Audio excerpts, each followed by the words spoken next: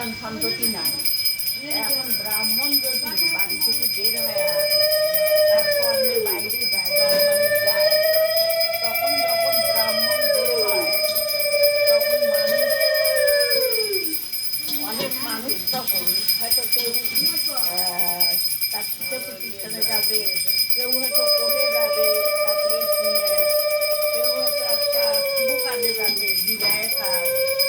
তখন ওই ব্রাহ্মণকে দেখলে মানুষ কি করে, ঘরে ঢুকে যায় না, যে ব্রাহ্মণের দেখা হইলো, ব্রাহ্মণ হইলো বান্দা, বান্দা মানুষ দেখলে কোনো সাইট হয় না, ঘরে ঘুরি যায়, বাড়িতে যায় বসলো, তারপরে আবার বের হলো। আর ব্রাহ্মণী যদি কারো বাড়িতে গেছে তখনও মানুষ ছেলে করে দেওয়া শুনে যায় না, সামনে বল, তখনও মানুষ ওই কথা বলতো যে ব্রাহ্মণী আসতো রে, এই ব্রাহ্মণী তো বান্দি, এত কোনো সন্তান আদি নেই, ওই বান্দির মুখ দেখলে আমাদের আজকে ভালো দিন যাবে না। তখন ব্রাহ্মণ ব্রাহ্মণী বাড়িতে গিয়ে কান্দে যে আমাদের একটা ছেলে দিলে হলো না, আমরা কাঁচাকলা দিত, কাঁচাকলা দেওয়া লেগেছে, তখন ওই ব্রাহ্মণী একদিন একটা বনে গেছে, প্রায় ওই ঘোরাঘুরি করিয়ে দেখে কোনো কিছু পাওয়া গেল না। তখন আসার সময় একটা জঙ্গল আছে, গাছের ডালপালা লতানো, সেই গাছটা তুলছে, তুলিয়ে দেখে এক ধোকা সিম, তাই যদি সিমের ধোকা দেওয়া হয়েছে ওই যে সিমের সময় নিচ্ছে, তা ওই সিমের ধোকাটা নিয়ে দিয়ে ব্রাহ্মণী সিদ্ধ করিয়ে ভাতের মধ্যে দিয়ে সিদ্ধ করিয়ে রাত্রে ব্রাহ্মণ আর ব্রাহ্মণী ভিজিয়ে খেয়ে, তারপরে ওই ব্রাহ্মণীর ঘরে থেকে সন্তান আসে। এই প্রথমে 1 মাস 2 মাস 3 মাস যখন হয় তখন আস্তে আস্তে লোকজন বলে কি ব্রাহ্মণী আপনি কি মা হতে চলছেন? ভাই এখনো বুঝি নাই, দেখি, আপনারা আশীর্বাদ করেন। তখন আস্তে আস্তে 5 মাস হয়ে যায়, তখন আস্তে আস্তে লোকজন এবার ব্রাহ্মণের এবার ইয়ে নাম ঘুষবে, মানে বাংলা নাম বাংলা বান্ধি ঘুরতো। তখন সবাই মিলে ওই ব্রাহ্মণীর বাড়িতে আসলে পঞ্চামৃত দেয়, 7 মাসে সপ্তামৃত দেয়, 7 ভক্ষণ করায়। তারপরে ব্রাহ্মণী এইভাবে করতে করতে যখন 10 মাস হয়ে যায় তখন ব্রাহ্মণী এই প্রসব করে 2 সন্তান, 2 জন মেয়ে। প্রথমে একটা হয় মেয়ে, তারপরে আবার একজন মেয়ে হয়। সেই মেয়ে 2 জন যেভাবে আমাদের নিয়ম, এই সূর্যর্ঘ হয়, তারপরে তো আস্তে আস্তে বড় হয়, অন্নপ্রাশন হয়, তাদের মুখে ভাত হয়, তখন আস্তে আস্তে অন্নপ্রাশনের পর তারা ভাত খাওয়া শুরু করে। ব্রাহ্মণের তো ইনকাম বাড়ে, অভাব, ব্রাহ্মণ হলো দরিদ্র ব্রাহ্মণের আধা কেজি আতর চাইলে আর 2 কাঁচা থাকে, মাঝে বেশ গেলে এটা দিই যা পায় আনিয়ে ওটা খাই। এখন মেয়ে 2 বড় হয়ে গেছে, তা এখন তো আর ওটা দিয়ে পোষায় না, 2 মেয়ে আগে খেয়ে ফেলে, তখন ওই ব্রাহ্মণ আর ব্রাহ্মণই না খেয়ে খায়, পেট ভরে। তখন একদিন ব্রাহ্মণ বললো যে ব্রাহ্মণীকে তুমি হলো এদের আবার অন্নপ্রাশনের সময় নাম রাখা হলো, একজনের নাম উমরে, একজনের নাম ঝুমনে। তা এখন বড়জনের নাম উমরে, ছোটজনের নাম ঝুমনে। তখন বলছে তুমি ওই ওর উমরে ঝুমনের মাকে বললো ওদেরকে স্নান টান করে আর সাজে দাও, আমি ওদের মাসি বেশ নিয়ে যাবো। তখন ব্রাহ্মণী ওদেরকে খার খোলে সাবান সোডা সব কিছু দিয়ে স্নান করে দেয় আর কান্দে, এক চোখে কান্দে আর এক চোখে ওদের দেখে আর স্নান করে দেয়, আর বলে কি আমার জন্মে নাই বোন, মায়ের পেটে বোন। হ্যাঁ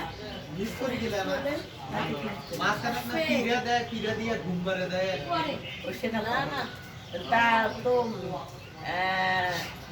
আমার তো হলো ইয়ে নাই, ওদেরকে মাসির বেদ কোথায় নিয়ে যাবো হয় কিছু কিছু না। তারপরে ব্রাহ্মণ আর ব্রাহ্মণই পরে ওই দুজনার পেট ভরে না বলেই তারপর ব্রাহ্মণই একদিন দুজনা ঘুম পাড়িয়ে দিচ্ছে, একজনা ফিরে দিতে শীতে না আর একজনা ঘালু দিচ্ছে।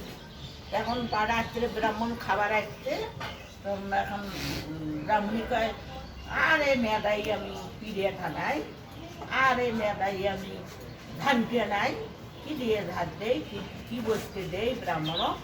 তখন উন্নতি কয় ও মা আমার শীতের পিড়ে, উন্নতি কয় ও মা আমার শীতের ধারি। তখন দুই বোন জাগি গেল, সেদিনও আর ওদের খাওয়া হলো না, ওরা দুই বোনে খায়। পরের দিনে ওই যে স্নান টান করে সাথে সাথে দিতে বললো ব্রাহ্মণ, তুমি সাথেটা ওদেরকে নিয়ে যাও। তখন ওরা দুই বোনে স্নান করে দেয়, ওরা খুশিতে আত্মহারা। আমরা মাসির বাড়ি যাবো, ভালো ভালো খাবো, মজা করবো, আনন্দ করব, আমার মাসির বাড়ি যাবো, মা আমাদের ভালো করে সাজে দাও। তখন মা কান্দে আর বলে যে তো মাসির বাড়ি যাবি, আমার তো জন্মেতে তো মা বোন নেই, আমি তো একা, আমার কোনো বোন নেই, ওই তোদের মাসি, তোদের বাবা তোদেরকে বনবাস দিতে যাচ্ছে। ওরা বিশ্বাস করে, ওরা ছোট মানুষ তো। তারপরে ব্রাহ্মণ যাওয়ার সময় একটা ভাঙা ছাতা, একটা বস, লাউয়ের বস, যে লাউ দিয়ে ডুগডুগি বাজায়, লাউ মানুষ খায়, সেই লাউয়ের হলো ডুগডুগি বাজানোর মতো লাউ বস থাকে, ওইটা আমাদের একটা হাতে হয়। তা ওই লাউয়ের একটা বস আর খাটলে মাছের দাঁত, খাটলে মাছের বড় দাঁত আছে না, ওদের নিয়ে দুই বোনক নিয়ে বের হয়ে গেছে। তখন যাইতে যাইতে যাইতে যেতে অনেক দূর, একেবারে দুপুর হয়ে গেছে, বেরিয়ে গেছে বিকেল পরে। তখন ওরা দুই বোন কয় ও বাবা আমরা আর হাঁটতে পারি না, মাসি বাড়ি কত দূর, আমরা মাসি বাড়ি যাবো, খাবো, বাবা আর কত দূর। তখন ওই ব্রাহ্মণ বলে কি ওই যে কালো গ্রামটা দেখা যায় ওটা তোমার মাসির বাড়ি, ওখানে গেলেই তোমরা মাসির বাড়িতে যেতে পারবে। তখন ওখান থেকে ভাবে ওরা যে এই তো মাসির বাড়ি দেখা যায় আসতেছে। ওই গ্রাম ছাড়িয়ে আরো যায়, যেতে যেতে সন্ধ্যা লেগে যায়। তখন একটা বটের গাছের নিচে ব্রাহ্মণ ওদের দুই বোনক নিয়ে একজনা ডান হাঁটুর উপরে নেয় আর একজনা হাঁটুর উপরে মাথা দেয়, দিয়ে ওরা কয় বাবা আমরা আর হাঁটতে পারবো না, আমাদের শরীর ক্লান্ত, আমরা এখন ঘুমাসি দেয়, ক্ষুদে তৃষ্ণায় আমাদের জীবন অতিষ্ঠ হয়ে গেছে। তখন ব্রাহ্মণ দুই বোনের নিয়ে ঘুমায়। যখন গভীর রাত হয় তখন ওদেরকে দুই বোনে হাঁটু থেকে নিচে নামে রাখে, রাখিয়ে ওই খাটলের দাঁত দিয়ে আঙ্গুল ইয়ে করে ছাড়িয়ে রক্ত বের করিয়ে ছাতাটার মধ্যে মাখে, বস্তার মধ্যে মাখিয়ে ওর বাবা তখন চলে যায়। তখন ওই ছোট বোনটা বেশি চালাক, ওই ঝুমনে টের পাইছে, পায় ও দিদি। তখন ওর দিদিকে উঠছে, কি হয়েছে, দেখতো বাবা কেন নাই, আমাদের রাখিয়ে বাবা কই গেল। তখন ওর বাবা নাই, ওদের দুই বোন। তখন বড় বোনকে যখন উঠছে তখন বড় বোনে অমনে কইতেছে বাবা বাঘে খাইছে রে, এই দেখ রক্ত, এই দেখ ছাতার মধ্যে রক্ত, বাবা বাঘে খাইছে। তখন ছোট বোনটা খুব চালা, ঘুমনে পায় না না দিদি বাবা বাঘে খায় নাই, বাবা আমাদেরকে বনবাস দিয়ে গেল, দেখিস নাই। বাবা সবসময় বলতো যে আমাদের ইনকাম বাড়ে না, আমরা কতদিন আর এভাবে না খায় থাকবো, এরা দুজন বড় হচ্ছে। বাবার চেয়ে তো মায়ের বেশি ভালোবাসা, মা বেশি ভালোবাসা আদর করে, বাবা অত করে না। হ্যাঁ, তা এখন তখন ওই দুই বোনে তখন তো সত্য যুগ, তখন গাছের সঙ্গে মানুষ কথা বলতো। হ্যাঁ, এটা সত্য যুগের ঘটনা। তখন গাছের সঙ্গে কথা বলতো, গাছও মানুষের সঙ্গে কথা বলে। এখনো আমাদের ঠাকুর পরিবারে দেওঘরে আমাদের গাছের সঙ্গে কথা বলতেন আমাদের আহ, যে আচার্যদের প্রধান আচার্যদের এখন জীবদ্দশায় নেই, বর্দা বর্দা গাছের সঙ্গে কথা বলতেন। আমি পত্রিকায় পড়েছি এবং আমি দেওঘরে গিয়ে দেখেছি অনেক গাছ সেখানে, অনেক জীবজন্তু পশু পাখি।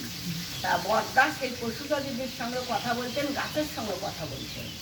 তা সেরকম তখনকার দিনে ওই উমনার জুমনে গাছকে বলতে, এই বৃক্ষ তুমি দুই দিকে হও, ফাঁক হয়ে যাও, আমরা তার মধ্যে ঢুকি পড়ি, নাহলে আমাদের বাঘ এসে খেয়ে নিবে।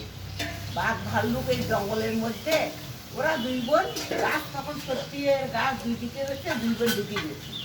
তখন গাছ আবার দুই পাখা ডাল বন্ধ করে দিয়েছে, দিয়ে তখন ওই যে বাঘ আসছে, আসে হাও মাও খাও, আমাক মানবি দে, বা গাছে কই দিতে, আমার তোর এখানে মানবি আছে, মানবি মানে মানুষ, মানুষ দে আমি খাই।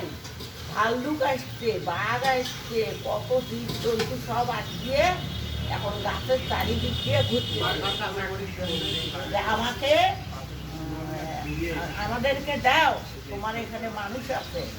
তখন গাছ বলছে কোনো মানুষ নাই, অনেক মানুষের গায়ে দাউদ হয় না, দাউদ তো মানুষ চেনে, ওই দাদেলা মানুষরা এসে আমার গাছে গাও খসে, গাছ উল্টে ঘষে, তাই ওই দাউদের ছাল রক্ত দেখেন না, ওগুলোই আমার গাছে লাগিয়েছে, তাই গন্ধ, সেইটাই মানুষের গন্ধ।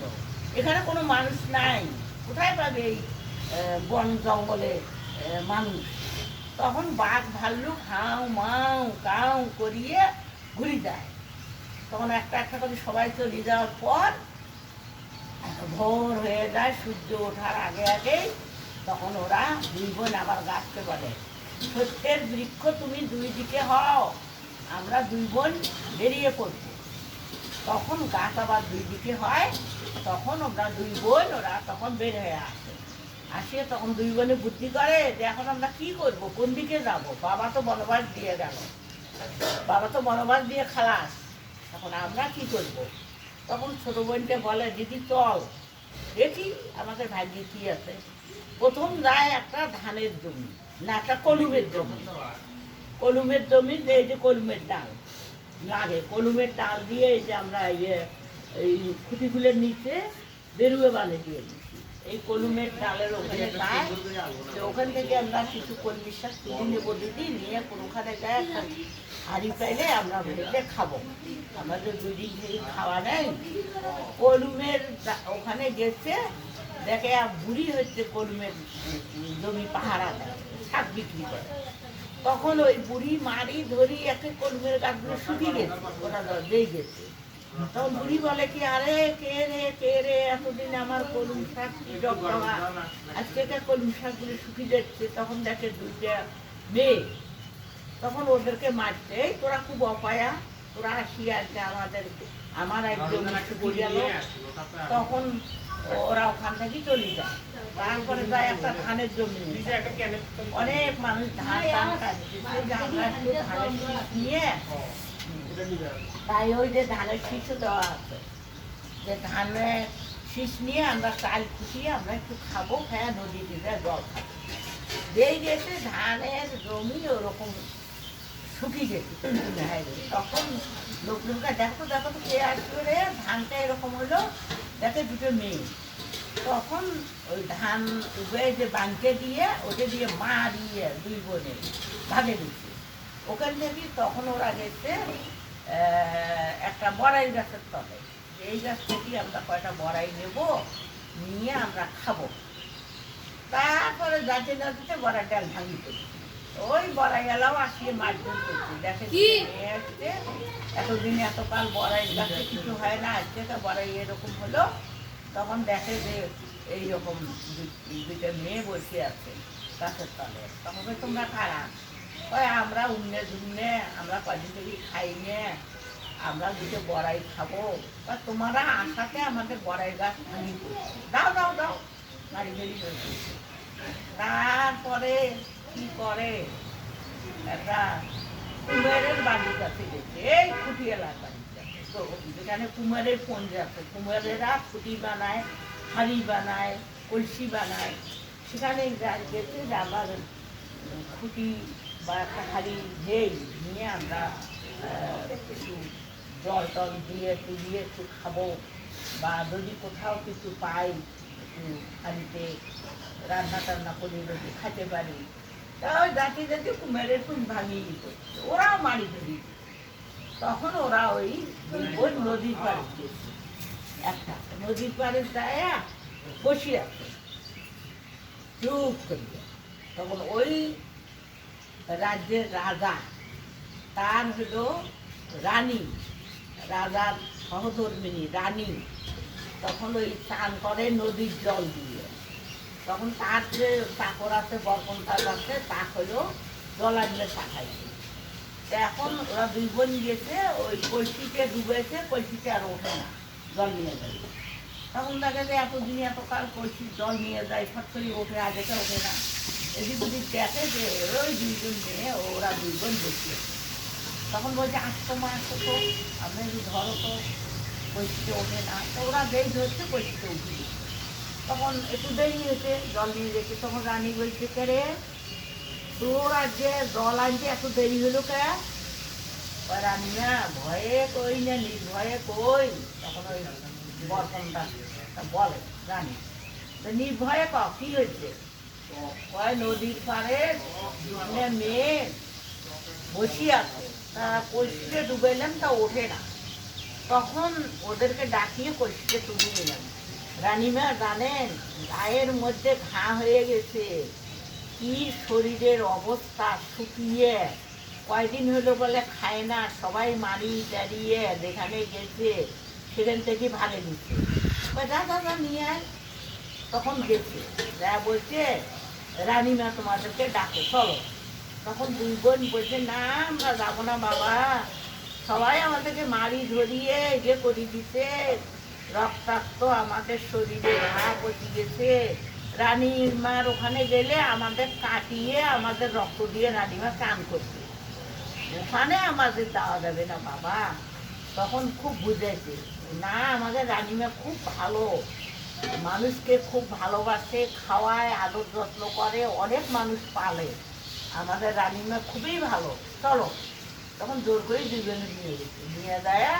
তখন ওই রানীমা ওই যে খাড় খুলে দিয়ে, সাবান দিয়ে, ওদেরকে খাড় খুলে দিয়ে চান করা লাগে। খাড় মানে হলো কলা গাছের ডাল, আগেকার দিনে মানুষ ওই যে কলা ঢোলাগুলো তুলতো না খাওয়ার জন্য, ওগুলো শুকিয়ে ওগুলো পোড়ায়, পরে ওগুলো দিয়ে ছাই দিয়ে কাপড়ের তরি বাঁধিয়ে জলের মধ্যে রাখে, ওইটা খাড় হয়। কাপড় কাচা যায় ওইটা দিয়ে গা ঘষা যায়, মাথাও ঘষা যায়। তখন এত সাবানের প্রচলন ছিল না, সেই যুগের কথা। হ্যাঁ, আর খৈল লাগে, তেল ভাঙায় সর্ষের যে খোলটে থাকে ওটা ভিজি রাখিয়ে ওই খোলটে দিয়েও গা ঘষা যায়, তাহলে আর গায়ের তেলও দেওয়া লাগে না। শরীর একেবারে এখনকার যুগের মানুষের মতো অত শ্যাম্পু, অত একেবারে কিছু দিতে হয় না। এখন ওই খোল দিয়ে গা ঘষলে শরীর পরিষ্কার হয়, চর্মরোগ হয় না, মানুষ ভালো থাকে। সেই খোল দিয়ে, খাট দিয়ে ওদেরকে স্নান টান করে পরিষ্কার করে নিয়ে তারপরে রানীমা ওদেরকে খাবার দিচ্ছে। ওরা দুই বোন পেট ভরে খাওয়া দাওয়া করিয়ে রানীমা ঘুম পাড়ে দিচ্ছে। তারপরে প্রতিদিন এরকম করতে করতে ওরা দুই বোন সুন্দর হয়ে গেল। তখন আর ওদের খাওয়া টাওয়া কিচ্ছু নাই। তখন ওরা বড় হয়ে গেল, দুজনে বড় হয়ে গেছে। তখন ওই রানীমা তো এই পুজো করে, এখন রানীমা ওই পূজা করে, দুই বোনকে নিয়েই পূজা করে।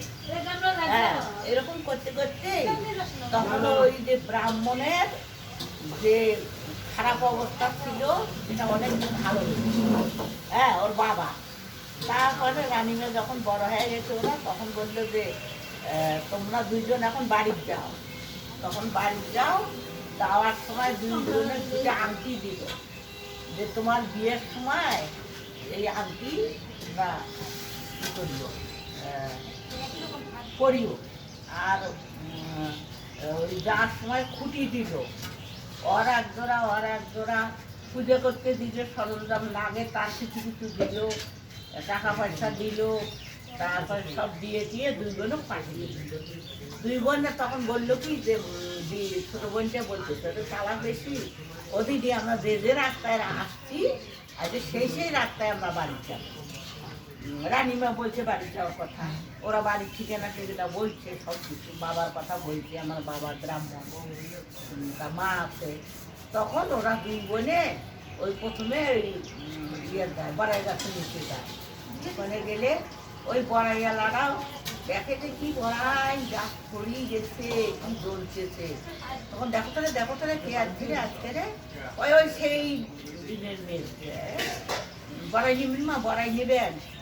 না কি করবো, আর একদিন থেকে মারি ধরি দিচ্ছেন, দেও আমাদের কয়টা বড়াই আমরা মা করা করি ব্রত করি, কোন থেকে দেয়।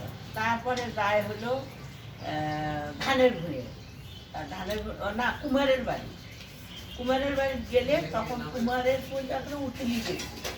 তখন বলে দেখো তো কে আসছে রে আজকে এত কিছু। তখন সবাই বলছে বাড়ি, হ্যাঁ দেখে ওই মেয়ে কয় মা খুঁটি নিবেন, হাড়ি নিবেন, পাতিল নিবেন। ও না সেদিনকে অত মারি দিলেন যখন আসছিলাম এর আগে, তা আমাদের দাও দুই জোড়া খুঁটি দাও, আমরা মা করা করি গপ্ত করি। তারপরে ওর খুঁটি দিল, তারপরে ওখান থেকে গেল ধানের জন্য। ধান দেখে যে কি ধান উঠে গেছে, সেদিন আর ধানের জন্য কেউ নেই। তখন ওরা ধানের শীত নিল, নিয়ে তখন ওই যে মা করাকরি গর্ত করলো নিয়ে আসলো। তারপরে বললো যে তত দিদি ওই কলম শাকের ভুঁয়ের গায়ে কলম শাক তো লাগবে ডাল। তখন ওখানে গেল, তা দেখে বুড়ি আর নাই, বুড়ি হয়তো মরে গেছে, বুড়ি তো ছিল এই কয়েক বছরে বুড়ি নাই। তখন ওরা যায় দুই বোনে কলমের ডাল তুলতেই সোনার একটা জিনিস পাইল, খার মরা, তখনকার দিনের নাম ছিল যখন মানুষের গলার সোনার হার থাকে, ওইটা শাকের ওই কলমের ডাল তুলতে ওটা পায়ে দুই বোনে নিয়ে কলমের ডাল নিয়ে তখন একদম বাড়ি বসে। যখন বাড়িতে যাচ্ছে তখন দুই বোন একেবারে ঝলঝলা, দেখতে সুন্দর হয়েছে, মাথা তেলে বোঝা জিনিসপত্র, তারপরে তো পাইছে আরো সোনা, আরো মানে রূপে। তখন ব্রাহ্মণের বাড়িতে আশেপাশের লোক বলছে যে ব্রাহ্মণী তোমার অমনে দুমনে মানুষের ডাকাতি করি আনলো না চুরি করি আনলো, দেখো দুইজনার মাথা কত জিনিস, কত এরা ঝলমলা হয়ে আসছে, এত জিনিসপত্র সোনার গয়না। তখন দুই ব্রাহ্মণ বাড়ির সামন দিয়ে পালায়, ব্রাহ্মণী বাড়ির পিছন দিয়ে পালায়। তখন দুই বোন দৌড়ি গেছে দুই দিকে। তখন হচ্ছে ও একজন বলতেছে বাবা তোমরা পালাইও না, আমরা চুরিও করিনি ডাকাতিও করিনি, তুমি আমাদের বনবাস দিয়েছিলে, আমরা এইভাবে সমস্ত ঘটনা বলছে। মাকে বলছে মা তুমি পালাইও না, আমরা কারো চুরি ডাকাতি করি নাই। আমরা এক রাজবাড়িতে গেছিলাম, রানীমা আমাদের এতদিন খাওয়াইতে পড়াইতে, রানীমা দেখো এগুলো আমাদের পূজার সব কিছু সরঞ্জাম দিয়েছে, এখন আমরা পুজো করব আর আমাদের দুই বোনের বিয়ে হবে, তোমরা বিয়ের আয়োজন করো। তখন দুই বোনের বিয়ে দিয়ে দিল রাজা, একজনের হলো কোটাল রাজার বিয়ে, আর একজনের হলো এই যে রাজা, আর একজন রাজার নামটা বলে গেছি, দুই বোনের দুই রাজার সাথে বিয়ে হলো।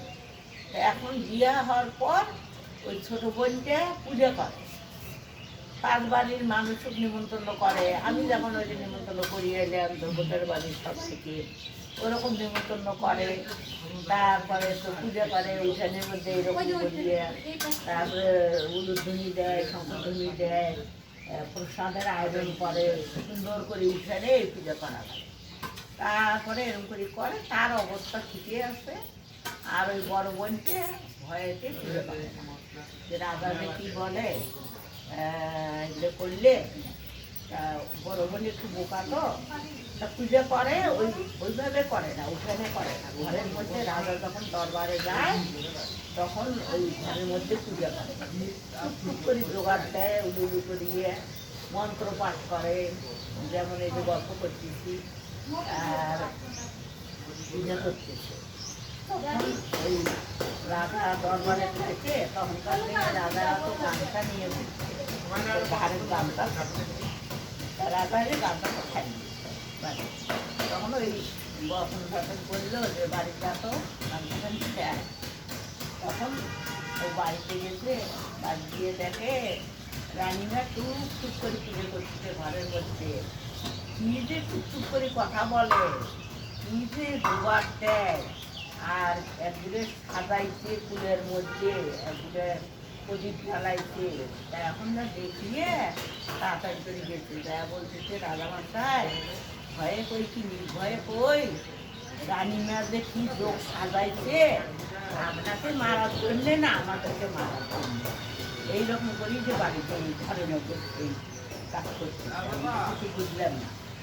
তখন রাজা আর দরবারে না দিয়ে রাজা তখন বাড়িতে দেখে যে রানী তৈরি করছে, কিছু বলা নেই পাওয়া নেই, লাঠি মারিয়ে সব ফেলে ফুলের যা কিছু ছিল ও দ্রব্য সাজানো কিছু ফুলের নান সব ফেলে দেওয়ার পরে তখন রাজা রাজত্ব চলে গেল।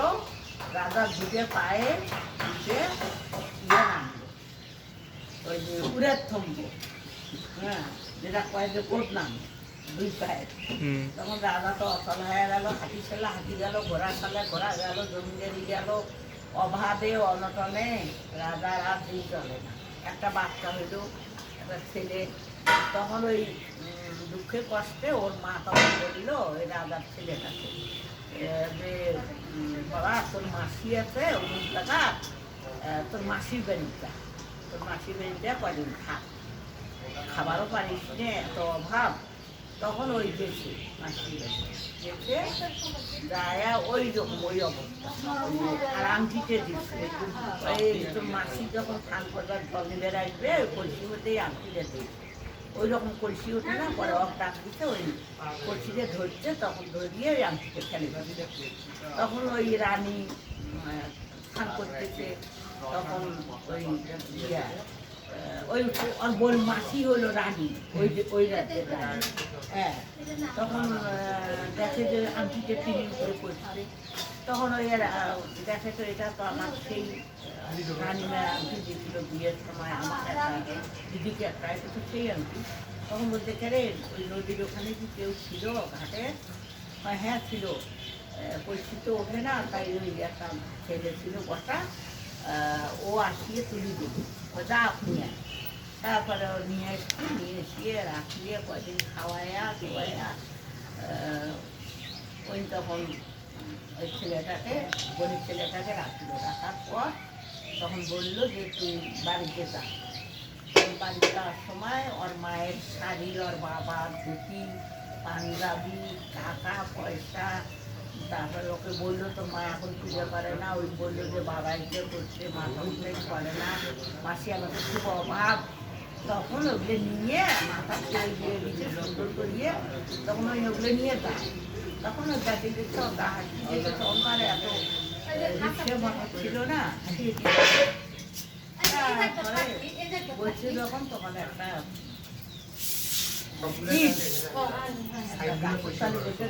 একটা স্টিল আসিয়ে আর ওটা সব সোমারি নিচ্ছে, আর মাথার সাইডটা পর্যন্ত পা দিয়ে হাঁচিয়ে তুলে নিচ্ছে। নিয়ে বলছে যে কমবক্তির বাড়ি সুভক্তির বাড়ির ধনকা কমবক্তির বাড়ির চায়রে, তিনবার বলছে পাখিতে, সুভক্তির বাড়ির ধনকা কমবক্তির বাড়ির চায়রে, সুভক্তির বাড়ির ধনকা কমবক্তির বাড়ির চায়রে, এরকম করে বলিয়ে কাপড় চোপড় জিনিসপত্র টাকা পত্র সোমালি নিয়ে গাছে দিচ্ছে। তখন ওই কাঁদতে কাঁদতে বাড়ি দিয়েছে। তখন ওর মা বলছে বাবা রে বোনের কালে উমনে তুই এত বড় ধন খুশি হয়েছিস, তোর এত টাকা পয়সা এত অহংকার, আমার ছেলেটা পাঠাচ্ছি তার তুই মারি ধরিয়ে এইরকম করে পাঠাচ্ছি, কিছু তো দেশই নেই আরো মারি ধরিয়ে।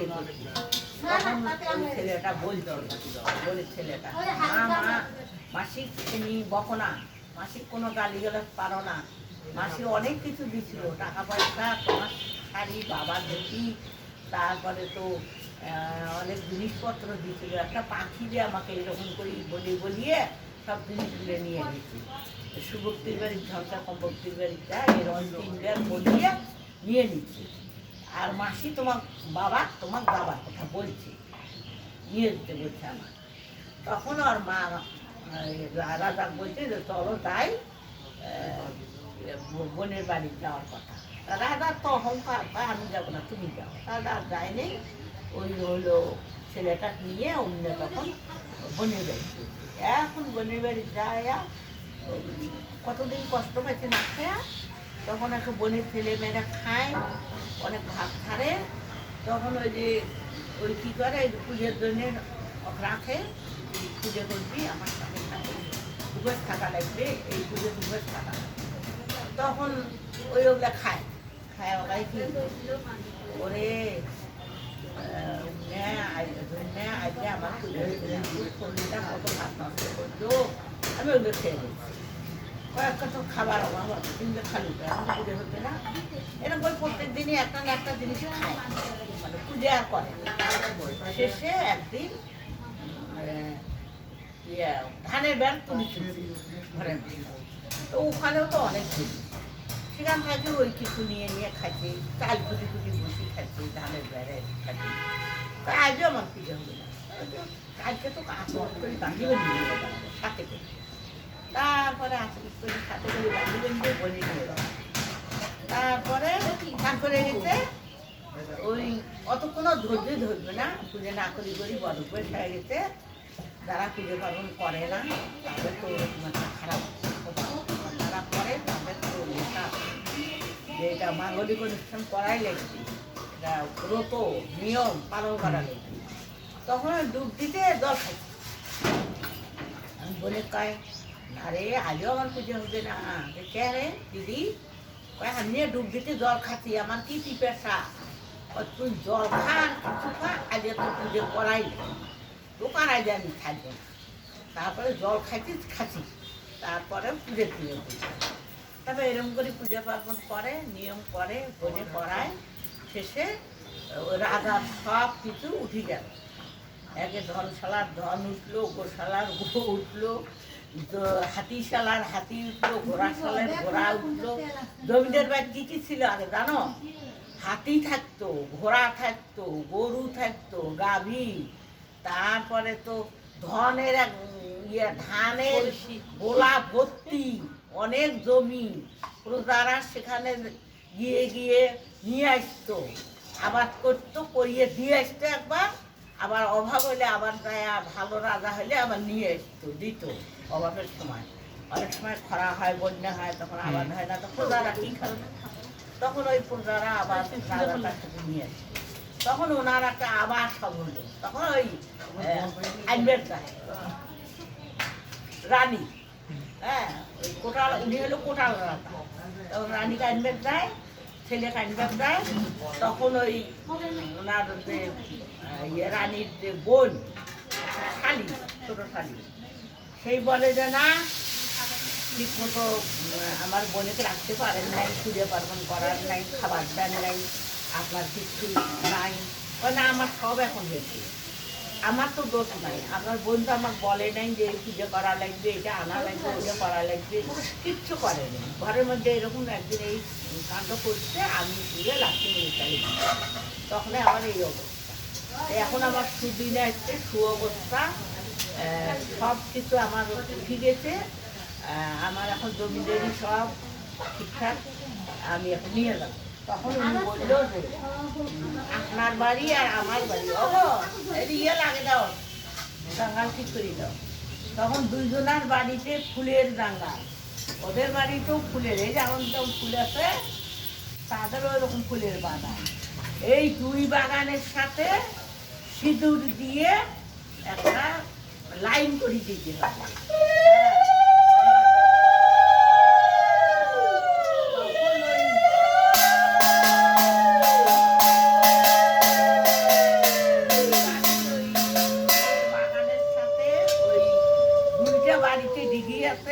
ওই যে দুটো ডিগি বানিয়ে দিতে দেখো না, একটা দুধ সাগর আর একটা তেকি দিয়ে দিতে, এই দুটো তখন একসাথে লাগে দিল জমিদার। ওই কোটাল রাজা তখন এতে লাগিয়ে দিল, দিয়ে তখন দুই বোনে সুখে সংসার করে। তোমরাও সবাই, হ্যাঁ, তোমরাও সবাই এইভাবে ব্রত নিয়ম পালন করো, যাতে মাঙ্গলিক অনুষ্ঠান করলে মঙ্গলময়ী মা আমাদের মঙ্গল করবে।